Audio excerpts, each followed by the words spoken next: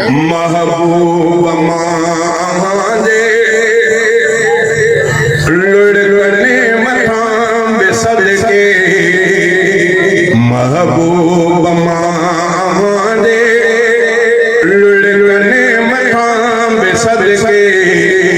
अरफात जी दुआ सुनसन मथां बि सदके अरफात जी दुआ सुनसन मथां बि सदके महबूब मां जे लुड़कने मथां बि सदके महबूब मां जे लुड़कने मथां बि सदके अरफात जी दुआ सुनसन मथां बि सदके अरफात जी दुआ सुनसन मथां बि सदके चेहरे ते ज़ालिमन जो धकु तीर जो हयो रुमाल सां उहो रत हज़रत अली उभियो चेहरे ते ज़ालिमन जो धकु तीर जो हयो रुमाल सां उहो रत हज़रत अली उभियो रुमाल सां उहो रत हज़रत अली उभियो मैदान उहद जे तिन ज़ख्मन मथां बि सदके मैदान उहद जे तिन ज़ख्मन मथां बि सदके अरफात जी दुआ सुनसन मथां बि सदके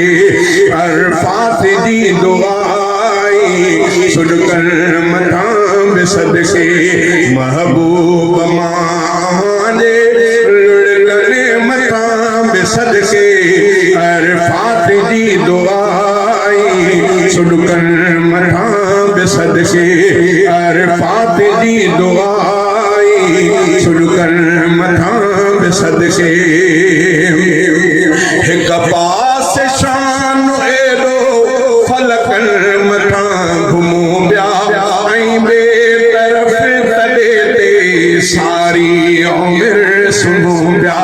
हिक पास शान एॾो फलकन मथां घुमूं पिया ऐं ॿिए तरफ़ तॾे ते सारी उमिरि सुम्हूं पिया ऐं ॿिए तरफ़ तॾे ते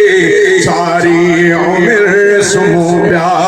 न आख़िरी वफ़ा जे लम्हनि मथां बि सदके अरफात जी दुआ सुनसन मथां बि सदके अरफात जी दुआ सुनसन मथां बि सदके महबूब मां जे लुड़कने मथां बि सदके अरफात जी दुआ सुनसन मथां बि सदके बीठा हुयऊं रखी जो हमज़द जो लाश आॾो इन दुख जो थियो त हूंदो फलकन मथां पड़ाॾो बीठा हुयऊं रखी जो हमज़द जो लाश आॾो इन दुख जो थियो त हूंदो फलकन मथां पड़ाॾो इन दुख जो थियो त हूंदो फलकन मथां पड़ाॾो सिर साहु मुंहिंजो एॾनि सदमनि मथां बि सदके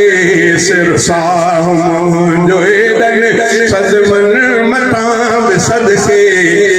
अरफात जी दुआ सुनसन मथां बि सदके महबूब मां जे लुड़कने मथां बि सदके अरफात जी दुआ सुनसन मथां बि सदके नालो मिठो मोहम्मद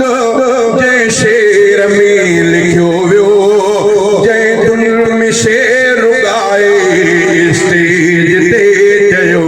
वियो नालो मिठो मोहम्मद जंहिं शेर में लिखियो वियो जंहिं धुन में शेर ॻाए स्टेज ते चयो वियो हसनी मशाइरी दे उन फन मथां बि सदके हसनी मशाइरी दे उन फन मथां बि सदके अरफात जी दुआ आई सुलकन मथां बि सदके अरफात जी दुआ आई सुलकन मथां बि सदके महबूब मां दे लुड़कने मथां बि सदके अरफात जी दुआ